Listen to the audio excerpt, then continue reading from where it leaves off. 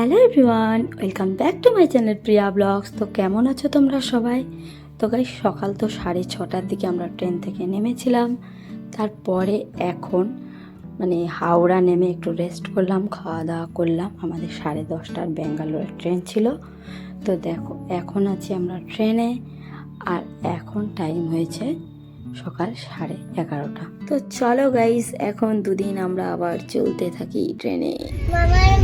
মামার মামিটা তুই মামার মামি কে কালি ও তুমি তো দেখো গাইস, এখানে এখন প্রিন্স ওর মামা আর মামিকে আঁকিয়েছে, আর এখন প্রিন্সের বাবা ওকে দাদুকে আর দিদাকে আঁকাতে বললো। তো দেখো এখানে ছবি আঁকাচ্ছে প্রিন্স। কালকে ট্রেনের মধ্যে তো পুরো রাতটা ঘুমোতেই দেয়নি ধীরাজ, এতই বদমাশি করে আর কি বলবো। দুজনে যদি এক জায়গায় থাকে প্রিন্স আর ধীরাজ, তো মুশকিল আছে। তো দেখো দিদির তো এমনিতেই শরীরটা খারাপ, তো ব্যাঙ্গালোরের ট্রেনে উঠেও খুবই দুষ্টুমি করছিল। তো দুজনকে দুটো ম্যাজিক স্লেট কিনে দেওয়া হয়েছে, দুজনে এখন ছবি আঁকাচ্ছে, 2 জায়গায় করে দিয়েছি দুজনকে। তো এখানে ছবি টবি আঁকাচ্ছিল। তারপরে ট্রেনের মধ্যেই তো অনেক কিছুই খাবার দাবার আসছে গাইস। তো কিচ্ছু সেরকম খেতে ইচ্ছে করছিল না, স্নান টান নেই। তারপরে আবার রাত্রেবেলা ঘুমটুম হয়নি ঠিকঠাক।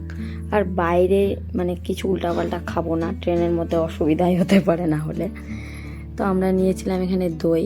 আর এখানে কিন্তু গাইস ট্রেনের মধ্যে এতই খাবার দাবার আসছে আর কি বলবো, যারা ট্রেনের খাবার খেতে পারে গাইস তাদের জন্য একদম ঠিক আছে।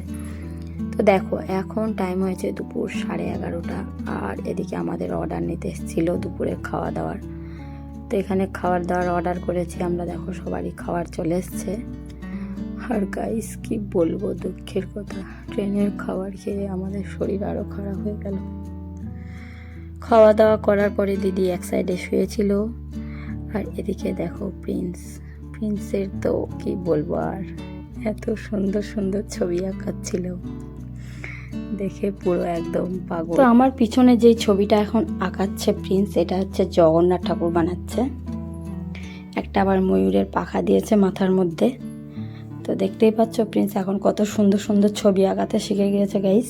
তো এখন টাইম হয়েছে বিকেল 4টে, আর দেখতে পাচ্ছ ট্রেনের জানলা দিয়ে এখন আমি দেখছি গাইস, বাইরে বৃষ্টি হচ্ছিল, এত সুন্দর লাগছে ট্রেনের জানলা দিয়ে বৃষ্টি দেখতে, আর কি বলবো। তোমাদেরকে কাকে কাকে ভালো লাগে তোমরা কমেন্ট করে জানাবে, আমাকে কিন্তু দারুণ লাগে। ট্রেনে যদি খাওয়াটা ঠিকঠাক হয় তাহলে কোনো অসুবিধাই হয় না, কিন্তু খাওয়া দাওয়া কি বলবো। আর ট্রেনে একবার ভাত খেয়ে আমরা আর খাইনি, প্রিন্সের বাবা খেয়েছিল, শুধু প্রিন্স আর ধীরাজ।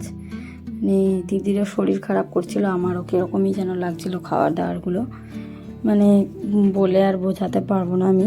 খাওয়া দাওয়ার জন্যই শরীরটা একদম অসুস্থ হয়ে গিয়েছিল আমার আর দিদির। আর দেখো এদিকে প্রিন্স এখন ছবি আঁকাতে আঁকাতে শুয়ে পড়েছে।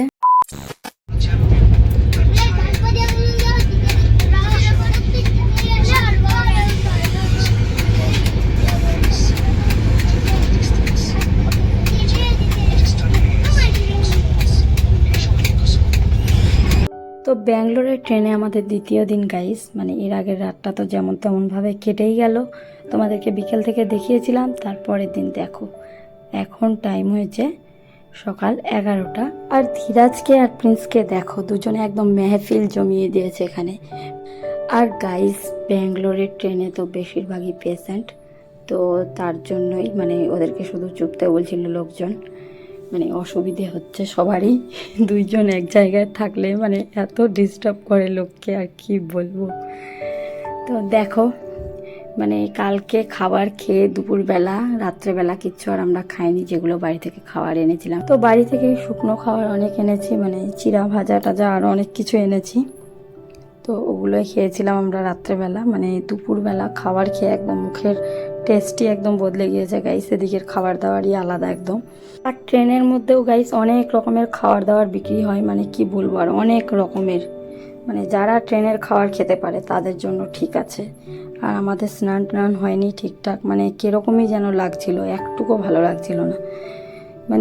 এমনি একদিনের জার্নি ঠিক আছে, মানে 2-3 দিন থাকলে কিন্তু খুব কষ্টই হয় ট্রেনের মধ্যে, আর বাচ্চা কাচ্চা নিয়ে তো আরও বেশি প্রবলেম হয়, আর কি বলবো। তো কালকে আমরা 10:30টার দিকে ট্রেনে উঠেছিলাম ব্যাঙ্গালোরের, আর আজকে আমরা 6টার দিকে গিয়ে পৌঁছাবো গাইস। তো কালকে রাত্রিটা কাটা হলো ব্যাঙ্গালোরের ট্রেনে, আর আজকে মনে হচ্ছে যে বাপ করছি আমরা যে কখন নামবো। আজকে দুপুরবেলা কিচ্ছু খাইনি আমরা, মানে প্রিন্সের বাবা, প্রিন্স আর ধীরাজ খেয়েছিল, বাচ্চাগুলোকে তো আর না খাইয়ে রাখা যায় না। আমি আর দিদি শুধু মুড়ি টুড়ি চিরা ভাজা এগুলো খেয়ে খেয়ে কাটিয়েছি, কি বলবো। আর এত পেট মনে হচ্ছে ব্যথা, একদম এতই খারাপ লাগছিল ট্রেনে। আমি শুধু বলছি যে কখন নামবো। তো দেখো আমরা পৌঁছা ভাব এখন, আর রাস্তাটা দেখতেই পেলে এত সুন্দর লাগছিল, গাছপালা পাহাড় টাহাড় দেখতে দেখতে আসছিলাম। তো ফাইনালি গাইস এখন আমরা পৌঁছে গেলাম ব্যাঙ্গালোর। দেখো এটা হচ্ছে ব্যাঙ্গালোর স্টেশন, আর আমরা এখানে পৌঁছেছি 6টার দিকে। বলেছিলাম যে 6টার দিকে পৌঁছাবো, দেখতেই পাচ্ছ স্টেশনটা কত সুন্দর গাইস। তো চলো বাইরে গিয়ে তোমাদেরকে স্টেশনটা দেখাবো, আরো বেশি সুন্দর। আর গাইস মানে এখানেই সন্ধ্যা হয়ে গিয়েছিল, 6টা তো সন্ধ্যায় ভাব। আর এখানকার ওয়েদারটা, ব্যাঙ্গালোরের ওয়েদারটা এত সুন্দর, মানে এখানে ঠান্ডা ঠান্ডা ভাব, এত ভালো লাগছিল। মানে এত যে ক্লান্ত হয়ে আসলাম এখানে, কিন্তু রাস্তার মধ্যে তারপরে যেই জায়গাটাতে আমরা ছিলাম কিন্তু খুবই সুন্দর জায়গাটা, আর হাওয়া একদম এত ঠান্ডা ঠান্ডা ওয়েদার, খুব ভালো লাগছিল। তো দেখো এখন আছি আমরা গাড়িতে, আর আমরা যাব সিদ্ধাপুর। তো এখান থেকে কিন্তু অনেকটাই রাস্তা, আর আমরা আছি একটা দিদির মানে কালিয়াগঞ্জেরই একজন চেনা কাকা। তো এখানেই আমাদের রাত্রি কিন্তু পৌঁছতে 8:30টার মতো বেজে গিয়েছিল।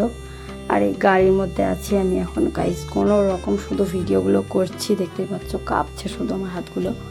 মানে এদিকে আমি একদম কেল্টে গিয়েছি গাড়ির মধ্যে, এত খারাপ লাগছিল আমার শরীরটা যে বলে বোঝাতে পারবো না। আজকে সারাদিন আমি কিছু খাইনি।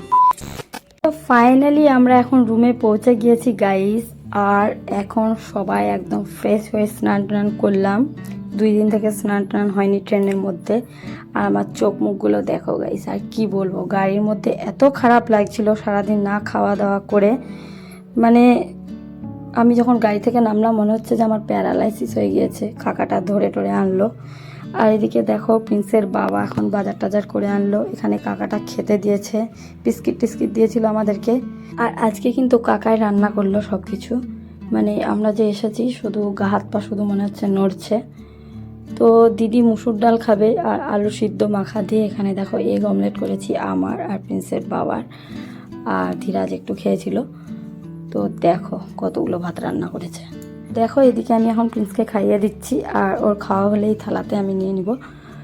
তো এখানে এখন দিদিও খাইয়ে দিচ্ছে। আর দেখো আমি একটা চাদর নিয়ে আছি, স্নান টান করলাম এখানে, বললাম যে ঠান্ডা, তো ঠান্ডা ঠান্ডা লাগছিল। আর গাইস কি বলবো, 2 দিন থেকে শুধু এরকম মনে হচ্ছে যে আমি নড়তেই আছি ট্রেনের মধ্যে এসে। তো ফাইনালি আমার পাগলি লুকটাও তোমরা দেখে নিলে গাইস। তো চলো আজকের মতো ব্লগটা এখানে শেষ করি, টাটা।